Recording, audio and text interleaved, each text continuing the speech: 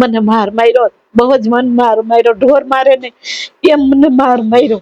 મારે બે ઓપ્શન છે, જો આશ્રમમાં મને આશ્રમ વાળા એમ કે તમે અહીંયા રહ્યો તો રહો, અને નકર એક ઓપ્શન બીજું ઠેઠ હોઈ જાવ.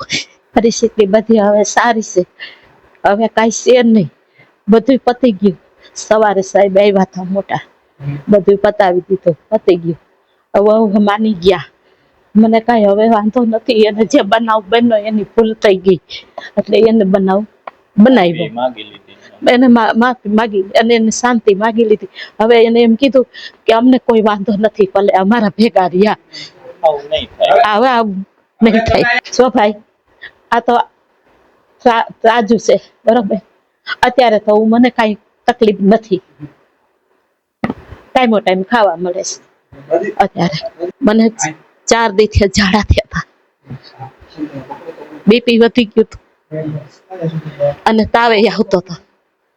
એટલે આ ભાઈ કારખાને હતો મારો દીકરો, એટલે મને મજા નહોતી. એટલે મેં કીધું હું દવાખાને જાઉં. એટલે હું અહીંયા કે ફ્લેટે દવાખાને ગઈ. સાહેબ કે બાટલો ચડાવી દે. એને બાટલો ચડાવ્યો. હું સાંજે આવી, ઘરે આવી મને ખાવા આપ્યું. હું નહીં ખોટું બોલું, ગીતાજીના સોગંદ હું ખોટું બોલું તો. સવારે હું ઉઠી તો મને એને ટાઢી રોટલી પડી હતી, એ વઘારી વાટકામાં એટલા બટકા મને મોકલા. એટલે મેં કીધું મારે દવા પીવી છે તો હું ઉપર જઈ અને હું મારી જાતે રોટલી બનાવી અને 2 રોટલી જમીન દવા પીવું. હું જાતે રોટલી બનાવવા ગઈ તો મને વેણું નહોતી દેતી. એટલે મેં કીધું તું આગી ઊભી રહે, મને ખાનામાંથી વેણું કાઢવા દે. એટલે મેં વેણું કાઢ્યું એટલે મારા હાથમાંથી વેણું આસકી અને મને મંડી મારવા મંડી. મને કે તું અહીંથી વહી જા, મારે તારું મોઢું નથી જોવું. આ દીકરો સવારે હતો, મારે તારું મોઢું નથી જોવું, તું અહીંથી વહી જા.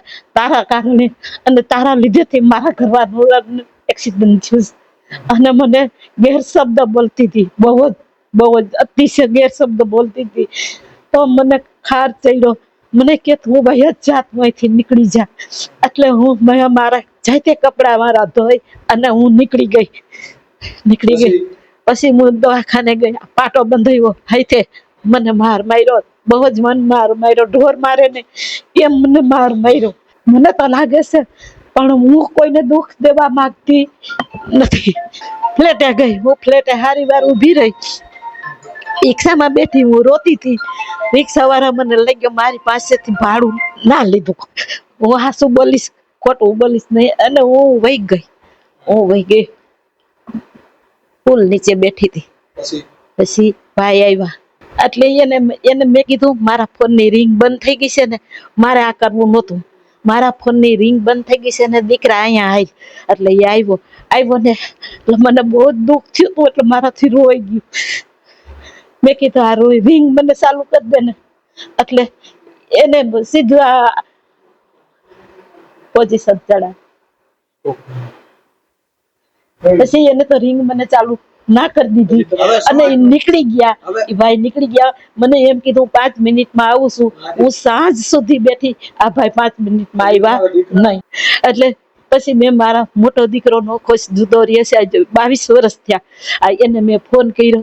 એ કે તમે ક્યાં છો? મેં કીધું હું જ્યાં હોઉં ત્યાં, મારે આવવું નથી અને તમે મને તેડવા આવતા નહીં. મારે હવે ઘરે આવવું નથી. મારી માથે આવા જુલમ 9 વર્ષ ત્યાં કરો છો તમે, એટલે હવે મારે નથી આવવું. હું આશ્રમમાં વહી જાઉં. મને આશરો જડે તોય ભલે, ના જડે તોય ભલે. મારે 2 ઓપ્શન છે, જો આશ્રમમાં મને આશ્રમ વાળા એમ કે તમે અહીંયા રહ્યો તો રહો, અને નકર એક ઓપ્શન બીજું ઠેઠ હોઈ જાવ. 2 ઓપ્શન લીધા હતા મેં. અને મને હું અહીંયા આવવા માંગતી નહોતી, હું ખોટું નહીં બોલું. એ હવે અત્યારે કોઈ કઈ બોલતા નથી. હવે મોટા સાહેબ આવ્યા ત્યારે એને માફી માંગી કે હવે અમને કઈ વાંધો નથી, હવે અહીંયા રહેવું હોય તો ભલે, એને જેમ કરવું હોય એમ.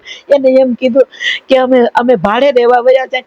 ભાઈ ભાડે રહેવા શું કામ જવું જોઈશે? આવડો મોટો મકાન છે, મારે ક્યાં સાથી બંધ જવું? હા ત્યારે તો રાખે છે. આ સમાજ શું વાતો કરે કે ડોસીએ દીકરાને કાઢી મૂકો.